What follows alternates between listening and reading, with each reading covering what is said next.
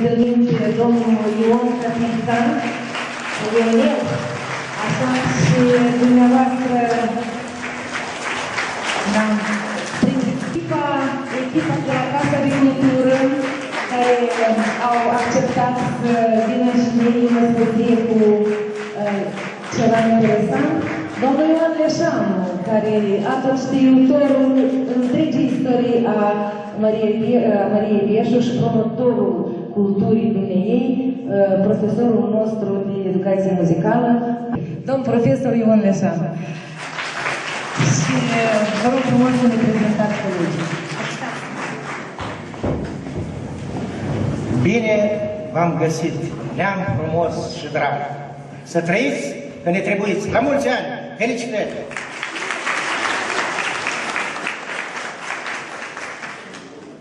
Sunt onorat să împărtășesc sentimente de dragoste și recunoștință, de viață într-o lumină și bucurie împreună cu dumneavoastră și alături de mine sunt colegii mei. Constantin Bârcă, scriitor, membru al Uniunii Scriitorilor.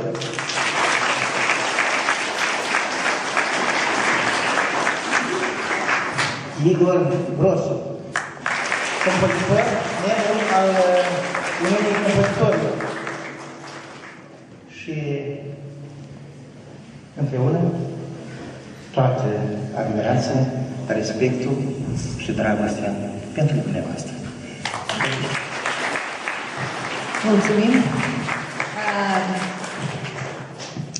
La noi ospăție mai este o domnișoară, dar nu e a noastră, de a Statelor Unite ale Americii și spune Erica, este voluntar la Corpul Păcii din Iermoclia.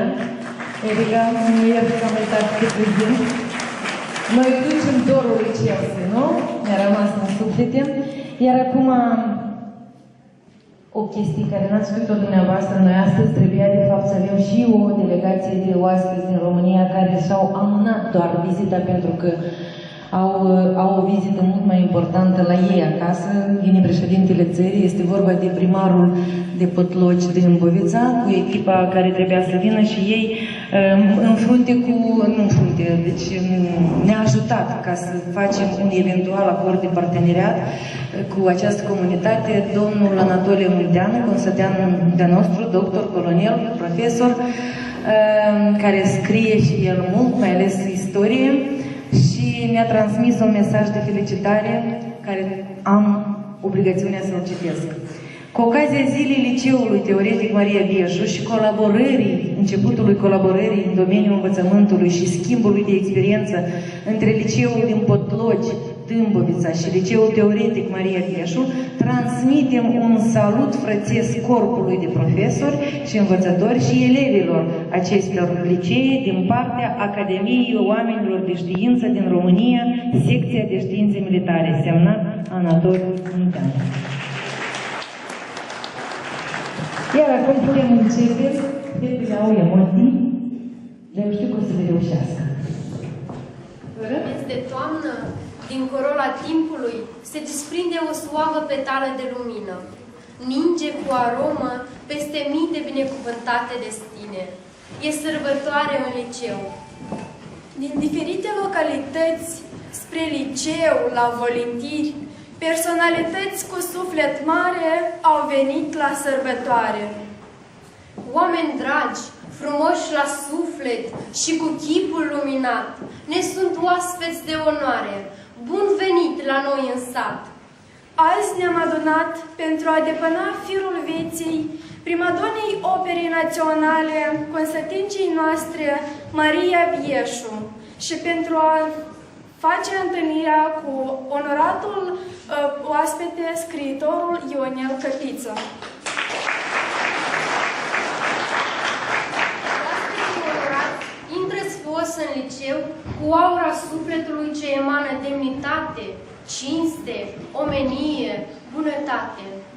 Părinții și patria, copilul și dragostea, frunzele și lumina, graiul și demnitatea, iubirea ca sentiment general uman, sunt cântecele care sună în această această casă prin versuri alese și gânduri profunde. Aici găsim imaginea recunoștinței noastre pentru munca profesorilor dragi și scumpilor părinți. Tot ce e frumos e veșnic, ce e veșnic e sfânt. Se invită în scenă participanții Cercului Vlăstarii, condus de doamna Lidia Toma, cu un mini-spectacol de comemorare a primadonii Operei Naționale Maria Bieșu, sub genericul Un suflet în zbuciu pe aripi de cânt.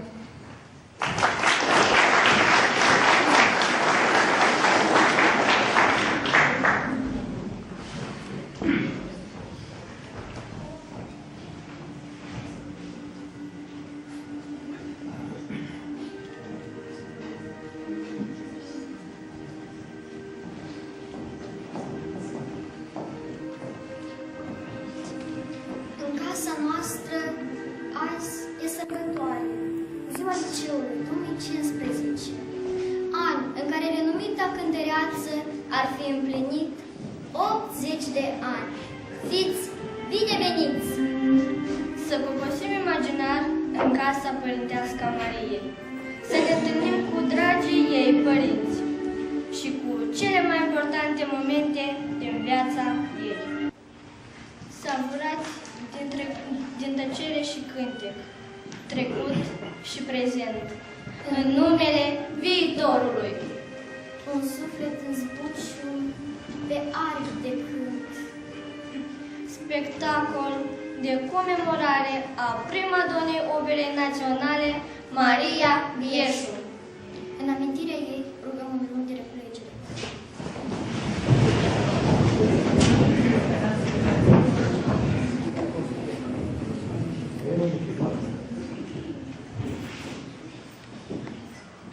Vă mulțumim!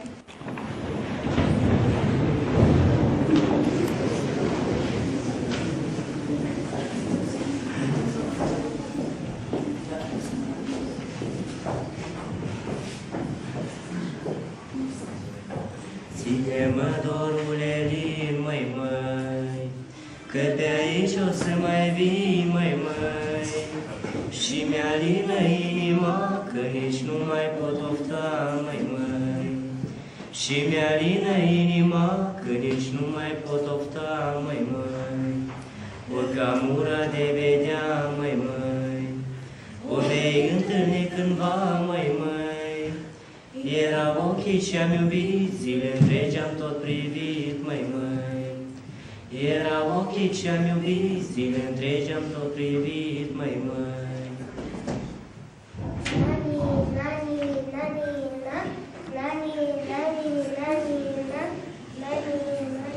Mărioara mami, dar nu vrei să te cânti ceva? Da, nu vrei? Mititica mami,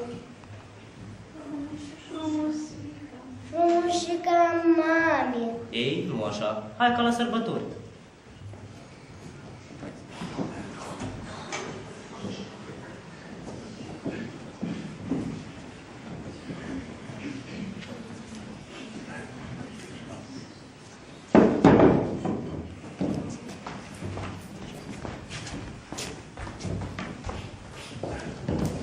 Hopa, hopa, de 3 ori se miroase gura flori, se miroase minciunele ca guri.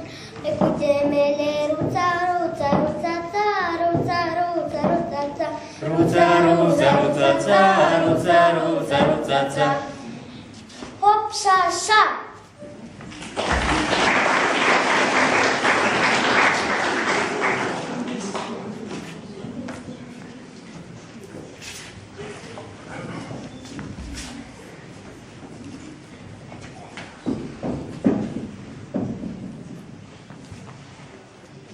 Dar eu mai știu un cânt. Să-l auzim! Zorii când se arată cu lucea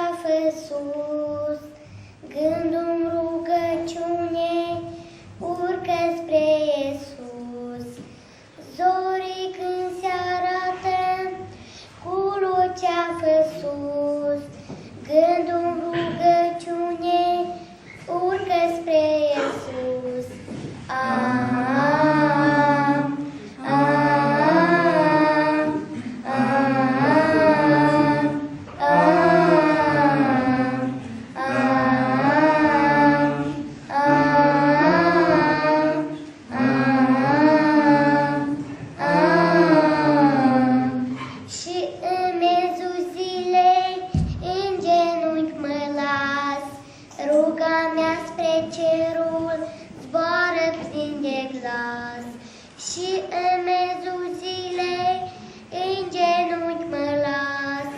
Ruga mea spre cerul zboară plin de glas.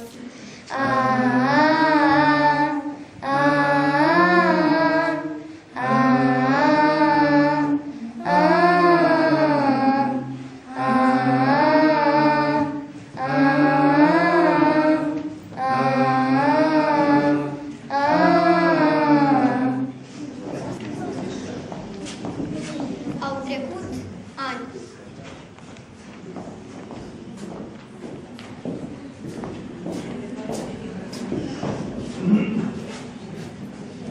Of, Măilucă, tare mi-e grijă de Maria.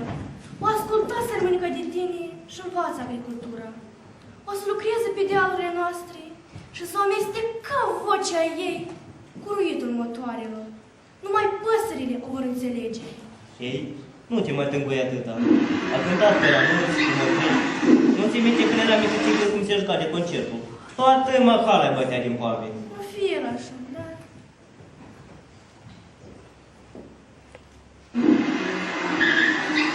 Ce se aude oare? La un raport s-a oprit o mașină. Draga mare! Ei, cum? Ai sprăvit studiile? Da, tată, iată diploma. Și vei lucra cu tractorul? Am intrat la conservator. Omul are nevoie nu numai de bune.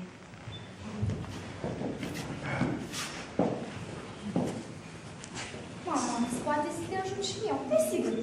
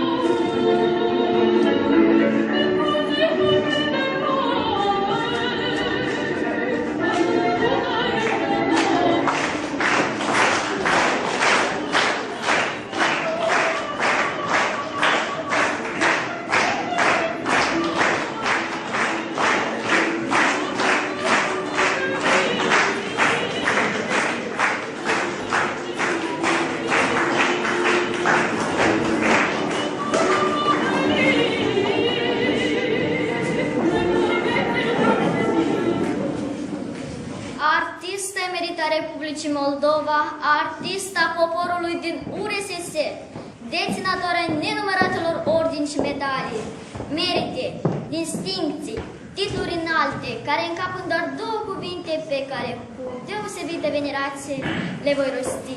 Maria Ieșu.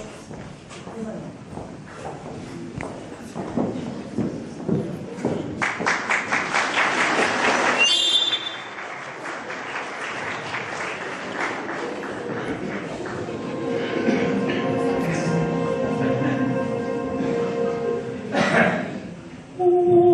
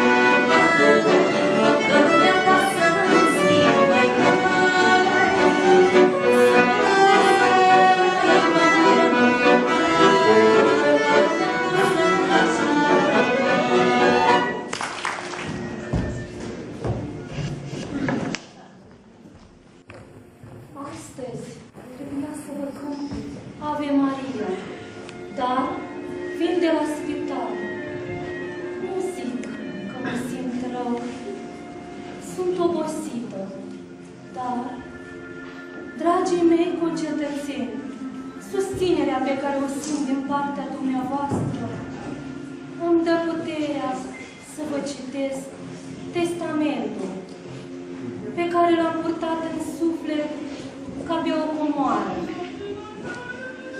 M-am născut cândva pe acest pământ, în țara care se numea Uniunea Sovietică.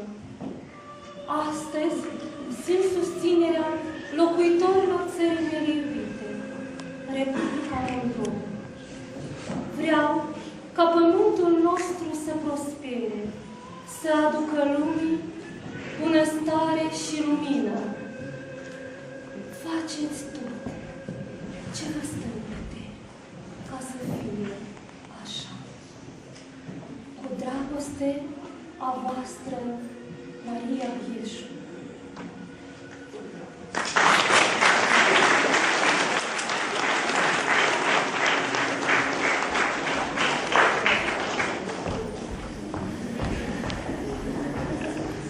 A spurat ca un nebunic că în țările de unde nu se mai întoarce nimeni, dar degetul ei a rămas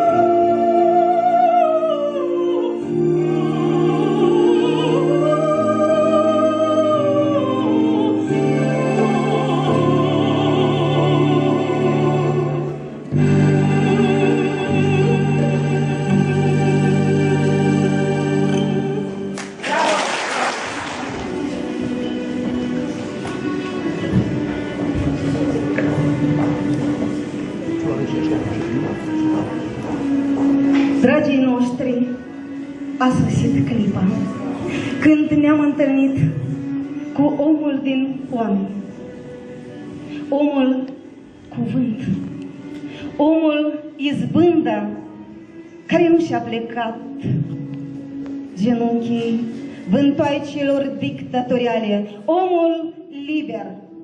Drag autor, vă invităm la un dialog poetic pe marginea cărților dumneavoastră Dangat de dor și lăsați-mi dragostea. Să venerăm împreună adevărul, credința, iubirea. Conform scenariului,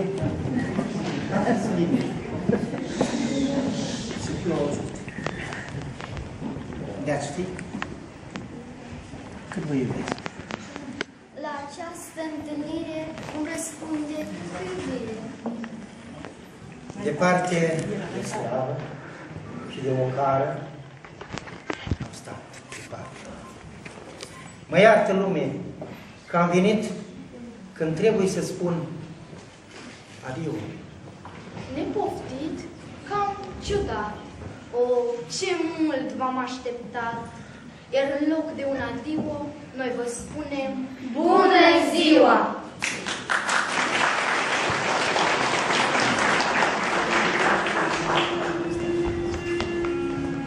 Cântă o bufniță în noapte. Cui cântă? Mama și tata, cât au trăit, au alungat-o. Eu mă fac că nu aud. Ne cântă copoi și drag, oaspete drag. Atâția ochi, vă uitați la mine, unii cu dragoste, alții cu ură. Eu vă sărut ochii mei. Mai este pe lume iubire. Plugul părăsit stă cuprins de rugină. Sat fără bărbați. Război nedeclarat. Acasă e o masă. Azi, cine e la ea? Dorul și cu dragostea. Mă poți stribi, barbarule, dar nu mă poți termina. Dumnezeu în sufletul meu rămâne. Eu mă va răzbuna. Nu se îndoaie sabia creștină. Toporule, fără cozi de topor, nu tai pădurea. Bine e că nu din tot lemnul ies cozi de topor, mai cresc și bâte. Cui dai codrul meu dor? N-am murit încă eu. Vremuri despletite cu neamuri învrăjbite, n-ajung cuțite. Dați-le sabia. Lăsați-mi dragostea. Arta e harul divin. Ce meșterești, Anticristule? Un fluier de glodă, artistule. De ce balta n-are pește? E de vină braconajul, De ce ursul n-are coadă? că le-au făcut coada lungă. Păcatul de ce pândește? Păcatul de ce pândește să ne piardă în lume urma. Vânezi? Vânezi? Vânează viață. Cum să te cuprind? Cu o singură frază. Jos armele! Cât sunt, nu mă vedeți, căci alții sunt mai poeți și lor le dați onor, iar eu rămân un dor. Dorul tău cu dor se leagă. Dorul tău cuprinde o țară. Dorul tău cu dor se leagă. Dacă nu erai un dor, nu aveai admirator. Cât am fie un cititor, până atunci eu nu mor.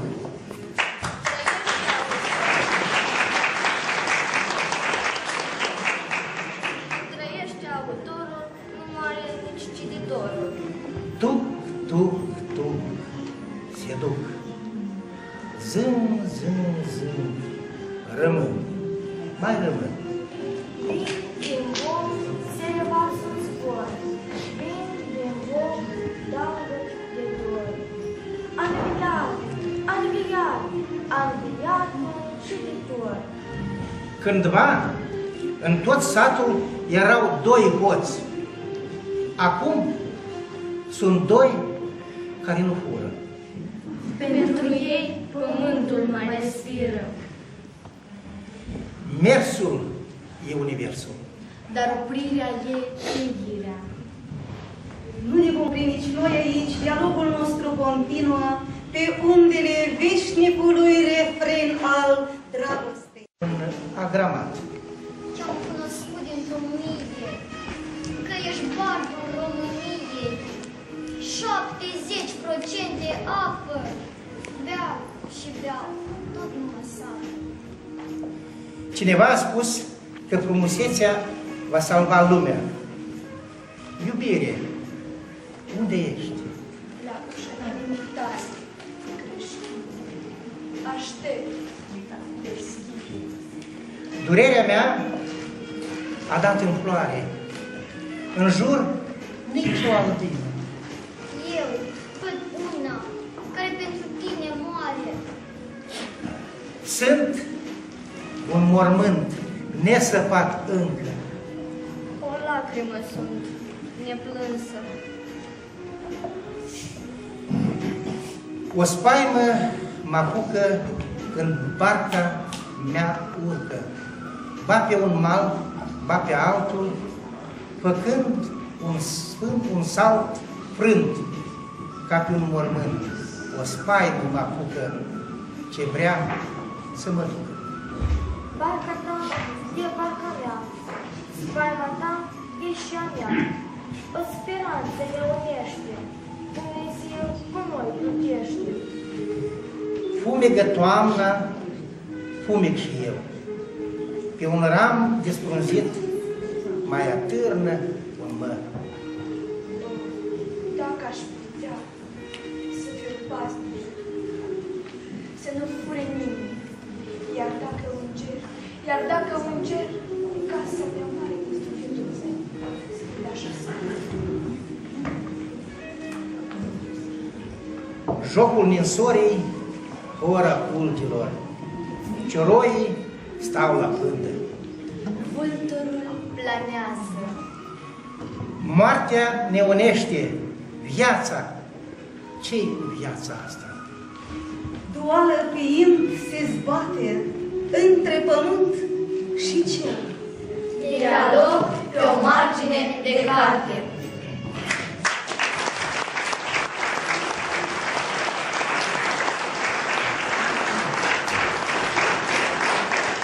La revedere și până la noi întâlniri. Țin să vă mulțumesc încă o dată și să vă spun că azi, acum, aici, această mare și frumoasă sărbătoare, dacă n-a încăput tot raionul, tot satul trebuie să se bucure împreună cu noi. Ce înseamnă Maria Pieșu? Cea care e în cerul și protagonista care e noi. E extraordinar. N-am crezut că nu este... Deci, credeam că e fonogram. Și o întreb pe doamna directoare, zic că e fonogram? Zice, nu. E extraordinar. Ce înseamnă un cor atât de frumos, e extraordinar, cu niște oameni de acasă, așezați, oameni buni, fericiți.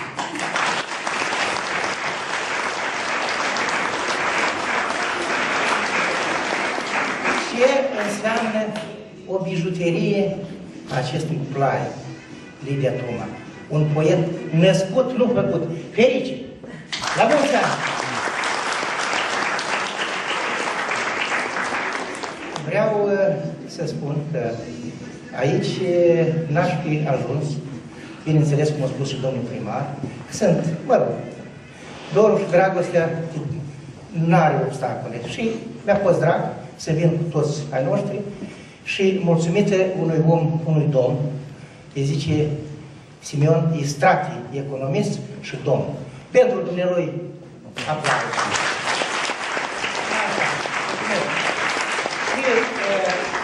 Deci, domnul Grigore Darie, care el aici în moment, deci inginer, și care ne-a dus pe post de șofer și pe post de fotocorespondent. Să vă aplaudăm!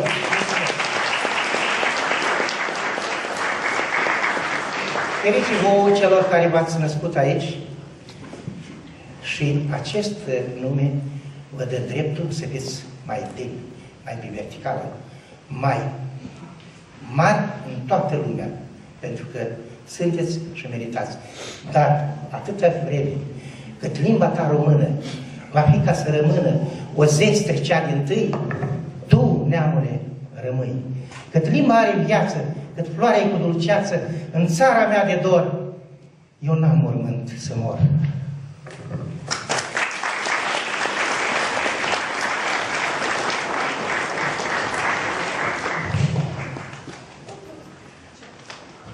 Ne iartă, mamă, dacă poți. Sau judecă-ne, cum s-o poți. Că noi luăm din tot ce ai, din tot ce spui, dulce grai. Ne iartă, mamă, dacă poți, că așa suntem de atunci toți. De când ușor am priceput că ești pomoară și început. Ne iartă, mamă, dacă poți, și pentru nedormite nopți, că multe au fost și multe sunt, cu griji, cu frig, cu ploi și vânt. Ne iartă, mamă, dacă poți, că suferi și pentru nepoți cum suferea și mama ta, când sta la poartă și aștepta.